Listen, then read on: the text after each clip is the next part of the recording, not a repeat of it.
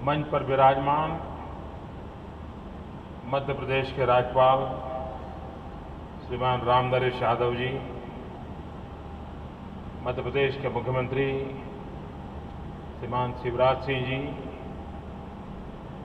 मंत्रिपरिषद में मेरे वरिष्ठ साथी श्रीमती सुषमा स्वराज जी, श्री रविशंकर प्रसाद जी, डॉक्टर हर्षवर्धन जी, गोवा की राज्यपाल श्रीमती मृदुला जी, पश्चिम बंगाल के राज्यपाल श्रीमान केशरीनाथ जी, झारखंड के मुख्यमंत्री श्रीमान रघुवर दास, मॉरिशस के मंत्री श्रीमती लीला देवी, केंद्र में मंत्रिमंडल में मेरे साथी जनरल डॉक्टर वीके सिंह,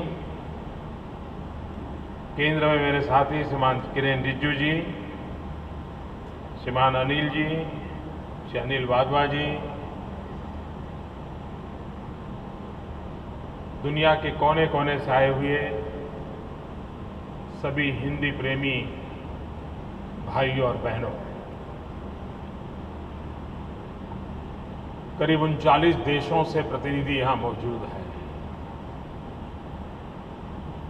एक प्रकार का ये हिंदी का महाकुंभ हो रहा है।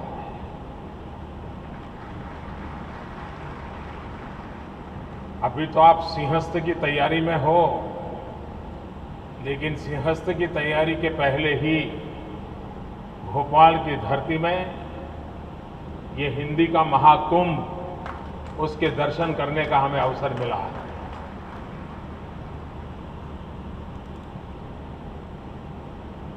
सुषमा जी ने सही बताया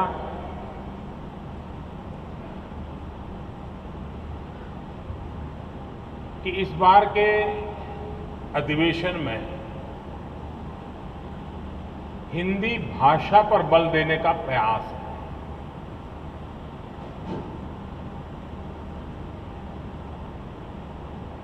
जब भाषा होती है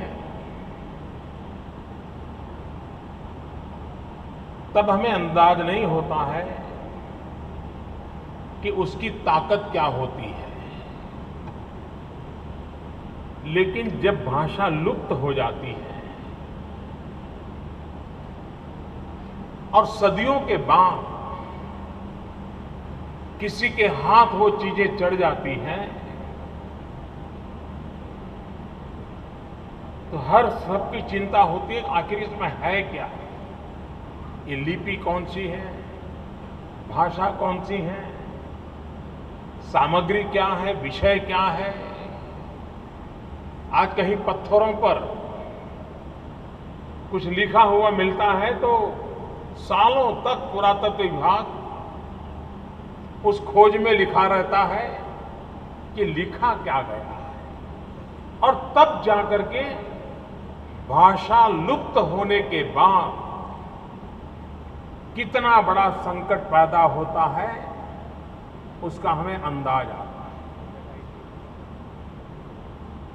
कभी कभार हम ये तो चर्चा कर लेते हैं, भाई दुनिया में डायनासोर नहीं रहा तो बड़ी बड़ी मूवी बनती है कि डायनासोर कैसा था, डायनासोर क्या करता था, जीव शास्त्र वाले देखते हैं कि कैसा था। कुछ आर्टिफिशियल डायनासोर बना करके रखा जाता है ताकि नई पीढ़ी को पता चले कि ऐसा डायनासोर हुआ करता था।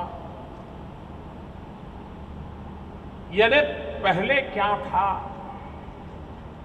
इसको जानने पहचानने के लिए आज हमें इस प्रकार के मार्गों का उपयोग करना पड़ता है।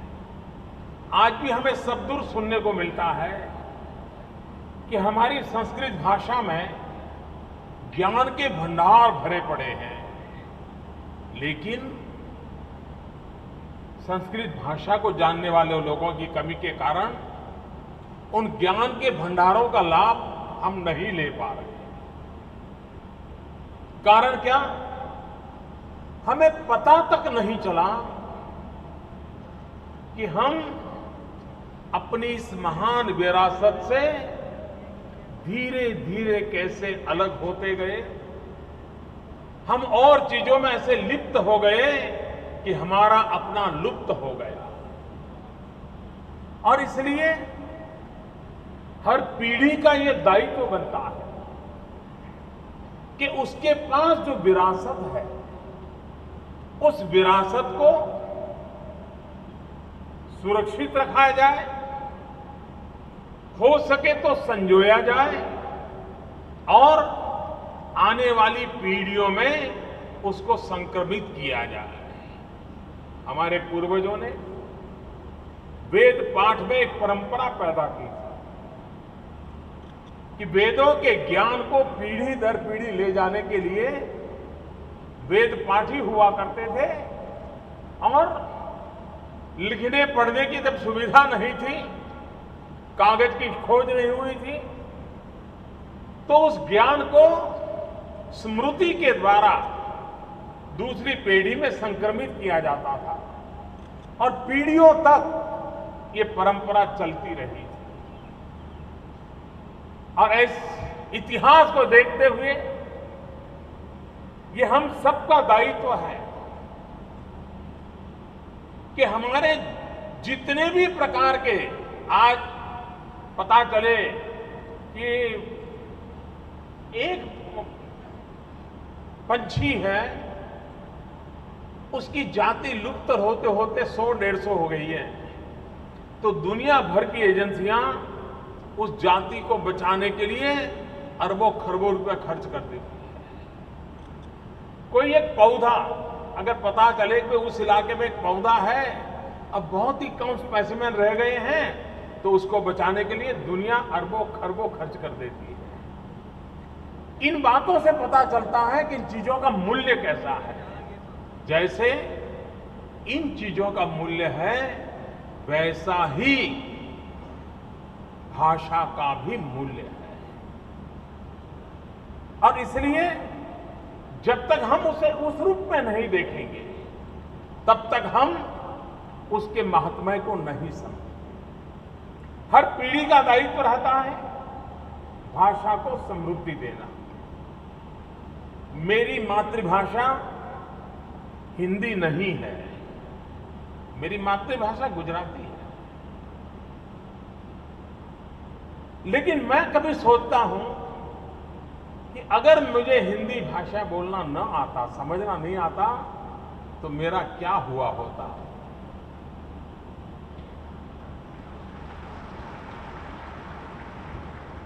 मैं लोगों तक कैसे पहुंचता, मैं लोगों की बात कैसे समझता। और मुझे तो व्यक्तिगत रूप में भी इस भाषा की ताकत क्या होती है उसका भली भांति मुझे अंदाज है। और एक बात देखिए, हमारे देश में, मैं हिंदी साहित्य की चर्चा नहीं कर रहा हूं, मैं हिंदी भाषा की चर्चा कर रहा हूं। हमारे देश में हिंदी भाषा का आंदोलन किस लोगों ने चलाया? ज्यादातर हिंदी भाषा का आंदोलन उन लोगों ने चलाया है जिनकी मातृभाषा हिंदी नहीं थी।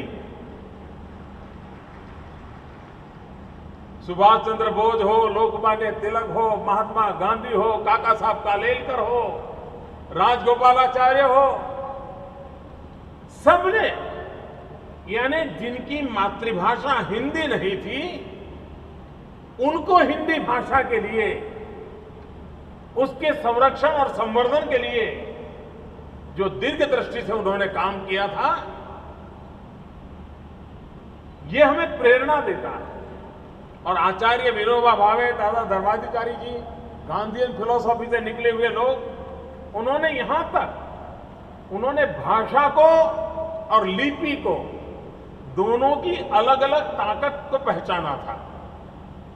और इसलिए एक ऐसा रास्ता विनोबा जी के द्वारा विचारों से प्रभावित लोगों ने कर डाला था कि हमें धीरे धीरे आदत डालनी चाहिए कि हिंदुस्तान की जितनी भाषाएं हैं, वो भाषाएं अपनी लिपि को तो बरकरार रखें, उसको तो समृद्ध बनाएं, लेकिन नागरी लिपि में भी अपनी भाषा लिखने की आदत डालें। शायद विनोबा जी का ये विचार, दादा धर्माधिकारी जी का विचार, गांधीयन मूल्यों से जुड़े हुए लोगों का विचार ये अगर प्रभावित हुआ होता तो लिपि भी भारत की विविध भाषाओं को समझने के लिए और भारत की राष्ट्रीय एकता के लिए एक बहुत बड़ी ताकत के रूप में उभर आई होती। उसी प्रकार से भाषा हर पीढ़ी ने, देखिए भाषा वो जड़ नहीं हो सकती। जैसे जीवन में चेतना होती है वैसे ही भाषा में भी चेतना होती है। हो सकता है उस चेतना की अनुभूति स्टेथोस्कोप से नहीं जानी जाती होगी, उस चेतना की अनुभूति थर्मोमीटर से नहीं नापी जाती होगी, लेकिन उसका विकास, उसकी समृद्धि उस चेतना की अनुभूति कराती है। वो पत्थर की तरह जड़ नहीं हो सकती है। भाषा वो मचलता हुआ एक हवा का झोंका जिस प्रकार से बहता है, जहां से गुजरता है, वहां की सुगंध को अपने साथ लेकर के चलता है, वो जोड़ता चला जाता है। अगर हवा का झोंका बगीचे से गुजरे तो सुगंध लेके आता है, और कहीं ड्रेनेज के पास से गुजरे तो दुर्गंध लेकर के आता है। वो अपने आप में समेटते रहता है। भाषा में भी वो ताकत होती है। जिस पीढ़ी से गुजरे, जिस इलाके से गुजरे, जिस हालात से गुजरे, वो अपने आप में समाहित करती है, वो अपने आप को पुरस्कृत करती रहती है, पुलकित करती रहती है। ये ताकत भाषा की होती है, और इसलिए भाषा चैतन्य होती है, और उस चेतना की अनुभूति आवश्यक होती है। पिछले दिनों जब प्रवासी भारतीय सम्मेलन हुआ था, तो हमारे विदेश मंत्रालय ने एक बड़ा अनूठा कार्यक्रम रखा था कि दुनिया के अन्य देशों में भारतीय लेखकों द्वारा लिखी गई किताबों का प्रदर्शन किया जाए। और मैं हैरान भी था और मैं खुश था कि अकेले मॉरिशस से 150 लेखकों द्वारा लिखी गई किताबें, और वो भी हिंदी में लिखी गई किताबों का वहां पर प्रदर्शन हो रहा है। यानी दूर सुदूर इतने देशों में भी हिंदी भाषा का प्यार हम अनुभव करते हैं। हर कोई अपने आप से जुड़ने के क्या रास्ते होते हैं? कोई अगर इस भूभाग में नहीं आ सकता है, आने के हालात नहीं होते, तो कम से कम हिंदी के 2-4 वाक्य बोल करके भी वो अपनी प्रतिबद्धता को व्यक्त कर देता है। हमारा ये निरंतर प्रयास रहना चाहिए कि हमारी भाषा समृद्ध कैसे बने। मेरे मन में एक विचार आता है, भाषा शास्त्री इस पर चर्चा करें। क्या कभी हम हिंदी और तमिल भाषा का वर्कशॉप करें, और तमिल भाषाओं में जो अद्भुत शब्द हो उसको हम हिंदी भाषा का हिस्सा बना सकते हैं क्या? हम कभी बंगला भाषा और हिंदी भाषा के बीच वर्कशॉप करें, और बंगला के पास जो अद्भुत शब्द रचना हो, अद्भुत शब्द हो जो हिंदी के पास न हो, क्या हम उनसे लेकर सकते हैं, भाई ये भी दीजिए, हमारी हिंदी को समृद्ध बनाने के लिए इन शब्दों की हमें जरूरत है। चाहे जम्मू कश्मीर में गए, डोगरी भाषा में 2-4 ऐसे शब्द मिल जाएं, 2-4 ऐसी कहावत मिल जाए, 2-4 ऐसे वाक्य मिल जाएं, वो मेरी हिंदी में अगर फिट होते हैं। हमें प्रयत्न पूर्वक हिंदुस्तान की सभी बोलियां, हिंदुस्तान की सभी भाषाएं, जिसमें जो उत्तम चीजें हैं, उसको हमें समय समय पर हिंदी भाषा की समृद्धि के लिए उसका हिस्सा बनाने का प्रयास करना चाहिए, और ये अविरत प्रक्रिया चलती रहनी चाहिए। भाषा का गर्व कितना होता है। मैं तो सार्वजनिक जीवन में काम करता हूं, कभी तमिलनाडु चला जाऊं और वणक्कम बोल दूं, वणक्कम, और मैं देखता हूं कि पूरे तमिलनाडु में इलेक्ट्रीफाइंग इफेक्ट हो जाता है। भाषा की ये ताकत होती है। बंगाल का कोई व्यक्ति मिले और भालो आची पूछ लिया, उसको प्रसन्नता हो जाती है। कोई महाराष्ट्र का व्यक्ति मिले, कैसे काय चलता है, एकदम प्रसन्न हो जाता है। भाषा की अपनी एक ताकत होती है और इसलिए हमारे देश के पास इतनी समृद्धि है, इतनी विशेषता है। मातृभाषा के रूप में हर राज्य के पास ऐसा अनमोल खजाना है, उसको हम कैसे जोड़ें और जोड़ने में हिंदी भाषा एक सूत्रधार का काम कैसे करें, उस पर अगर हम बल देंगे हमारी भाषा और ताकतवर बनती जाएगी और उस दिशा में हम प्रयास कर सकते हैं। मैं जब राजनीतिक जीवन में आया तो पहली बार गुजरात के बाहर काम करने का अवसर मिला। हम जानते हैं हमारे गुजराती लोग हिंदी कैसी बोलते हैं, तो लोग मजाक भी उड़ाते हैं। लेकिन मैं जब बोलता था तो लोगों मानते मुझे पूछते थे, मोदी जी आप हिंदी भाषा सीखे कहां से, आप इतनी हिंदी अच्छी बोलते कैसे हैं? अब हम तो वही पढ़े जो सामान्य रूप से पढ़ने को मिलता है, थोड़ा स्कूल में पढ़ाया जाता उसे ज्यादा नहीं। लेकिन मुझे चाय बेचते बेचते सीखने का अवसर मिल गया, क्योंकि मेरे गांव में उत्तर प्रदेश के व्यापारी जो मुंबई में दूध का व्यापार करते थे, उनके एजेंट और ज्यादातर उत्तर प्रदेश के लोग हुआ करते थे। वो हमारे गांव के किसानों से भैंस लेने के लिए आते थे और दूध देने वाली भैंसों को वो ट्रेन के डिब्बे में मुंबई ले जाते थे और दूध मुंबई में बेचते थे। और जब भैंस दूध देना बंद करती थी तो फिर आकर के वो गांव में छोड़ जाते थे, उसके कॉन्ट्रैक्ट के पैसे मिलते थे। तो ज्यादातर रेलवे स्टेशन पर ये मालगाड़ी में भैंसों को लाना ले जाने का कारोबार हमेशा चलता रहता था।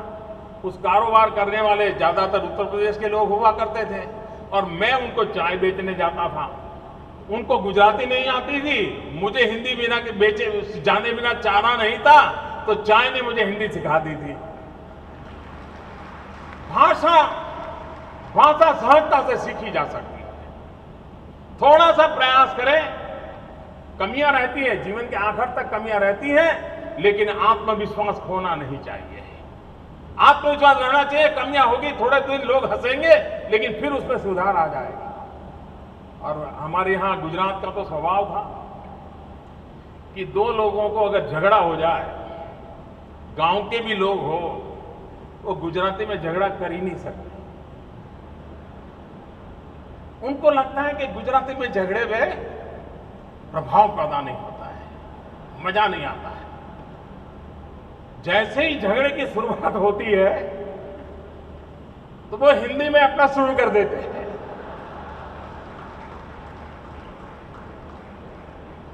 दोनों गुजराती है, दोनों गुजराती भाषा जानते हैं, लेकिन अगर ऑटो रिक्शा वाले से भी झगड़ा हो गया पैसों का, तो मैं हिंदी में शुरू हो जाती है।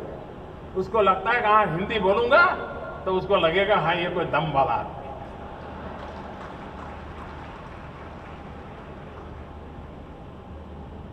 मैं इन दिनों विदेश में मेरा जहां जाना हुआ, मैंने देखा है कि दुनिया में विदेश का कैसा प्रभाव हो रहा है और कैसे लोग विदेश में हमारी बातों को समझ रहे हैं, स्वीकार कर रहे हैं। मैं गया था मॉरिशस, वहां पर विश्व हिंदी साहित्य का सेक्रेटरिएट अब शुरू हुआ है, उसके मकान का शिलान्यास किया है और विश्व हिंदी साहित्य का एक सेंटर वहां पर हम शुरू कर रहे हैं। उसी प्रकार से मैं उज्बेकिस्तान गया था, सेंट्रल एशिया में। उज्बेकिस्तान में एक डिक्शनरी का लोकार्पण करने का मुझे अवसर मिला और वो डिक्शनरी थी Uzbek to Hindi, Hindi to Uzbek. अब देखिए कि दुनिया के लोगों को कितना इसका आकर्षण हो रहा है। मैं फुदान यूनिवर्सिटी में गया चीन में, वहां पर हिंदी भाषा को जानने वाले लोगों का एक अलग मीटिंग हुआ और वो इतनी बढ़िया ढंग से हिंदी भाषा में चीन के लोग मेरे से बात कर रहे थे, यानी उनको भी लगता था कि इसका महात्म्य कितना है। मंगोलिया में गया, अब कहां मंगोलिया है, लेकिन मंगोलिया में भी हिंदी भाषा का आकर्षण, हिंदी भाषा बोलने वाले लोग ये वहां हमें नजर आए। और मेरा एक जो भाषण हुआ वो हिंदी में हुआ, उसका भाषांतर हो रहा था, लेकिन मैं देख रहा था कि मैं हिंदी में बोलता था और जहां तालियां बजानी थी वो तालियां बजा लेते थे, हंसना था वहां हंस लेते थे। यानी इतनी बड़ी मात्रा में दुनिया के अलग अलग देशों में हमारी भाषा पहुंची हुई है और लोगों को इसका एक गर्व होता है। अब रशिया में जाए, रशिया में इतना काम हो रहा है हिंदी भाषा पर, आपको रशिया में इतने हिंदी भाषा बोलने वाले लोग मिलेंगे। आप जाएंगे तो सरकार की तरफ से जो अटेंडेंट रखते हैं वो हिंदी भाषी जानने वाले रशियन नागरिक को रखते हैं। यानी इतनी बड़ी मात्रा में वहां हिंदी भाषा, और हमारी सिने जगत ने, फिल्म इंडस्ट्री ने करीब करीब इन देशों में फिल्मों के द्वारा हिंदी को पहुंचाने का बहुत बड़ा काम किया। सेंट्रल एशिया में तो शायद आज भी बच्चे हिंदी फिल्मों के गीत गाते हैं। और जिस प्रकार से दुनिया तेजी से बदल रही है, उन लोगों का अनुमान है कि 21वीं सदी का अंत आते आते इन 6000 भाषाओं में से 90% भाषाओं का लुप्त होने की संभावनाएं दिखाई दे रही है। ये भाषा शास्त्रियों ने चिंता व्यक्त की है कि छोटे छोटे तबके के लोगों की जो भाषाएं हैं और भाषाओं का प्रभाव और रिक्वायरमेंट बदलती जाती है, टेक्नोलॉजी का प्रभाव बढ़ता जा रहा है। विश्व की 6000 भाषाएं हैं, उसमें से 21वीं सदी का अंत आते आते 90% भाषाओं के लुप्त होने की संभावना है। अगर ये चेतावनी को हम न समझे और हम हमारी भाषा का संरक्षण संवर्धन न करें तो फिर हमें भी रोते रहना पड़ेगा। हाँ भाई, डायनासोर ऐसा हुआ करता था, फलानी चीज ऐसी हुआ करती थी, वेद के पाठ ऐसे हुआ करते थे। हमारे लिए वो आर्कियोलॉजी का विषय बन जाएगा, हमारी वो ताकत खो देगा। और इसलिए हमारा दायित्व बनता है कि हमारी भाषा को हम कैसे समृद्ध बनाएं और चीजों को जोड़े। भाषा के दरवाजे बंद नहीं किए जा सकते, और जब जब उसको एक दीवारों के अंदर समेट दिया गया तो भाषा भी बची नहीं और भारत भाषा समृद्ध भी नहीं बनी। भाषा में वो ताकत होनी चाहिए कि हर चीजों को अपने आप पे समेट ले, और समेटने का उसका प्रयास होता रहना चाहिए। और उस दिशा में होता है विश्व में इन चीजों का असर कैसा होता है। कुछ समय पहले इजराइल का, जैसे हमारे यहां नवरात्रि का फेस्टिवल होता है या दीपावली का फेस्टिवल होता है, वैसा उनका एक बड़ा महत्वपूर्ण फेस्टिवल होता है हेनुका। तो मैंने इजराइल के प्रधानमंत्री को सोशल मीडिया के द्वारा ट्विटर पर हिब्रू भाषा में हेनुका की बधाई दी। 3-4 घंटे के भीतर भीतर इजराइल के प्रधानमंत्री ने इसको एक्नॉलेज किया और जवाब दिया। और मेरे लिए खुशी की बात थी कि मैंने हिब्रू भाषा में लिखा था, उन्होंने हिंदी भाषा में धन्यवाद का जवाब दिया।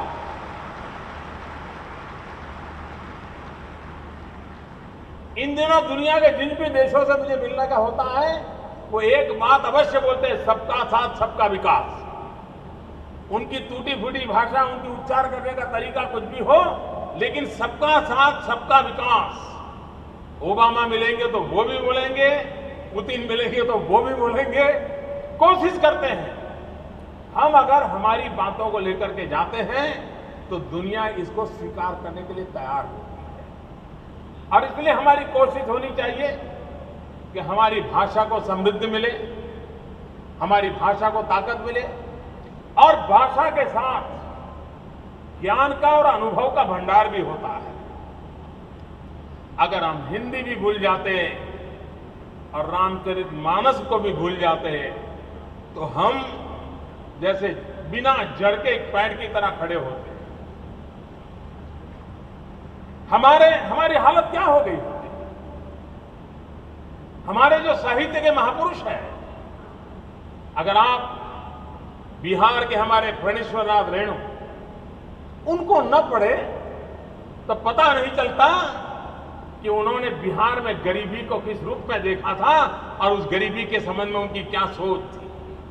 हम प्रेमचंद को न पढ़े तो पता तक नहीं चलता कि हम यूज के हमारे ग्रामीण जीवन के एस्पिरेशन क्या थी और वैल्यूज के लिए अपनी आशा आकांक्षाओं को बलि चढ़ाने का कैसा सार्वजनिक जीवन का स्वभाव था। जयशंकर प्रसाद हो, मैथिली शरण गुप्त हो, इसी धरती के संतान क्या कुछ नहीं दे के गए हैं, लेकिन उन महापुरुषों ने तो हमारे लिए बहुत कुछ किया। साहित्य सर्जकों ने जीवन में एक कोने में बैठ करके मिट्टी का दिया, तेल का दिया जला जला करके अपनी आंखों को भी खो दिया और हमारे लिए कुछ न कुछ छोड़ के गए। लेकिन अगर वो भाषा ही नहीं बची तो इतना बड़ा साहित्य कहां बचेगा, इतना बड़ा अनुभव का भंडार कहां बचेगा। और इसलिए भाषा के प्रति लगाव, भाषा को समृद्ध बनाने के लिए होना चाहिए। भाषा को बंद दायरे में सिमट कर रह जाए इसलिए नहीं होना चाहिए। आने वाले दिनों में डिजिटल वर्ल्ड हम सबके जीवन में एक सबसे बड़ा रोल पैदा कर रहा है और करने वाला है। बाप बेटा भी आजकल, पति पत्नी भी व्हाट्सएप पर मैसेज कन्वे करते हैं, ट्विटर पे लिखते हैं कि आज शाम को क्या खाना है, खाना है। इतने हद तक उसने अपना प्रवेश कर लिया है। जो टेक्नोलॉजी को जानकार है उनका कहना है कि आने वाले दिनों में डिजिटल वर्ल्ड में 3 भाषाओं का दबदबा रहने वाला है। अंग्रेजी, चाइनीज, हिंदी। और जो भी टेक्नोलॉजी से जुड़े हुए हैं उन सबका दायित्व बनता है कि हम भारतीय भाषाओं को भी और हिंदी भाषा को भी टेक्नोलॉजी के लिए किस प्रकार से परिवर्तित करें। जितना तेजी से इस क्षेत्र में काम करने वाले एक्सपर्ट हमारी स्थानीय भाषाओं से लेकर के हिंदी भाषा तक नए सॉफ्टवेयर तैयार करके, नए ऐप तैयार करके जितनी बड़ी मात्रा में लाएंगे, आप देखिए ये अपने आप में भाषा एक बहुत बड़ा मार्केट बनने वाली है। किसी ने सोचा नहीं होगा कि भाषा एक बहुत बड़ा बाजार भी बन सकती है। आज बदली हुई टेक्नोलॉजी की दुनिया में भाषा अपने आप में एक बहुत बड़ा बाजार बनने वाली है। हिंदी भाषा का उसमें एक महात्मा रहने वाला है। और जब मुझे हमारे अशोक चक्रधर अभी मिले किताब लेकर के उनकी, तो उन्होंने मुझे खास आग्रह से कहा कि मैंने मोस्ट मॉडर्न टेक्नोलॉजी यूनिकोड में इसको तैयार किया है। मुझे खुशी हुई कि हम जितना हमारी रचनाओं को और हमारे डिजिटल वर्ल्ड को, इंटरनेट को हमारी भाषाओं से परिचित करवाएंगे और भाषा के रूप में लाएंगे, हमारा प्रसार भी बहुत तेजी से होगा, हमारी ताकत भी बहुत तेजी से बढ़ेगी। और इसलिए भाषा का उस रूप में उपयोग होना चाहिए। भाषा अभिव्यक्ति का साधन होती है। हम क्या संदेश देना चाहते हैं, हम क्या बात पहुंचाना चाहते हैं, भाषा एक अभिव्यक्ति का माध्यम होती है। हमारी भावनाओं को जब शब्द देह मिलता है तो हमारी भावनाएं चिरंजीव बन जाती है। और इसलिए भाषा उस शब्द देह का आधार होता है। उन शब्द विश्व कि जितनी हम आराधना करें उतनी कम है। और आज का ये हिंदी का महाकुंभ विश्व के 39 देशों की हाजिरी में और भोपाल की धरती पर जिसने हिंदू भाईचारे को समृद्ध बनाने में बहुत बड़ा योगदान किया है। और अन्य भाषाएं जहां शुरू होती है इसके किनारे पर हम बैठे हैं, उस प्रकार से भी ये स्थान का बड़ा महत्व है। हम किस प्रकार से सबको समेटने की दिशा में सोचें। हमारी भाषा की भक्ति ऐसी भी न हो कि जो एक्सक्लूसिव हो, हमारी भाषा की भक्ति भी इंक्लूसिव होनी चाहिए, हर किसी को जोड़ने वाली होनी चाहिए। तभी जाकर के वो समृद्धि की ओर बढ़ेगी, वरना हम ही जो चीज नाकाम हो जाती। जब तक ये मोबाइल फोन नहीं आए थे और मोबाइल फोन में जब तक की कॉन्टैक्ट लिस्ट की डायरेक्टरी की व्यवस्था नहीं थी, तब तक हम सबको किसी को 20 टेलीफोन नंबर याद रहते थे, कभी किसी को 50 टेलीफोन नंबर याद रहते थे, किसी को 200 नंबर टेलीफोन नंबर याद रहते थे। आज टेक्नोलॉजी आने के बाद हमें अपने घर का टेलीफोन नंबर भी याद नहीं है। तो चीजों का लुप्त होने में देर नहीं होती है। और जब ये इतनी बड़ी टेक्नोलॉजी आ रही है, तब चीजों को लुप्त होने से बचाने के लिए हमें बहुत कॉन्शियसली प्रयास करना पड़ता है, एक जागरूक अभियान चलाना पड़ता है। और इसलिए आज का ये हिंदी महाकुंभ भारतीय भाषाओं का महात्म है और हमारे लिए हर मातृभाषा का अपरंपार महामूल्य है, क्योंकि हर एक के पास खजाना है। क्या हिंदी भाषा जो उनके निकट होने के कारण इन सबको अपने साथ जोड़े, अपने पास लाए, उससे सीखे, उसके समझे और समृद्धि की दिशा में बढ़कर के उसको और ताकतवर बना करके हम दुनिया के पास ले जाएं, तो बहुत बड़ी सेवा होगी। मैं फिर एक बार इस समारोह को मेरे हृदय से शुभकामनाएं देता हूं। और जैसा सुषमा जी ने विश्वास दिलाया है कि हम एक निश्चित आउटकम लेकर के निकलेंगे और अगला जब विश्व हिंदी सम्मेलन होगा तब हम धरातल पर कुछ परिवर्तन ला करके रहेंगे। ये विश्वास एक बहुत बड़ी ताकत देगा। इसे